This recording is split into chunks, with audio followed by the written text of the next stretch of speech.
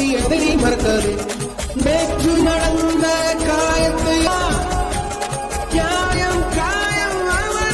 ஆர்சிபிய கதற விடுறோம். நம்ம செல்லக்குட்டி லாலி சிப்பு பசங்க நாளைக்கு ஒரு 28 அவங்களும் சம்பவம் பண்றோம். ஓஜி சிபின் அடுத்த வாரம் ஒரு பாடி வருது, அதையும் இதே கிரவுண்ட்ல புதைக்கிறோம், வெறுநாள கரைக்கிறோம்.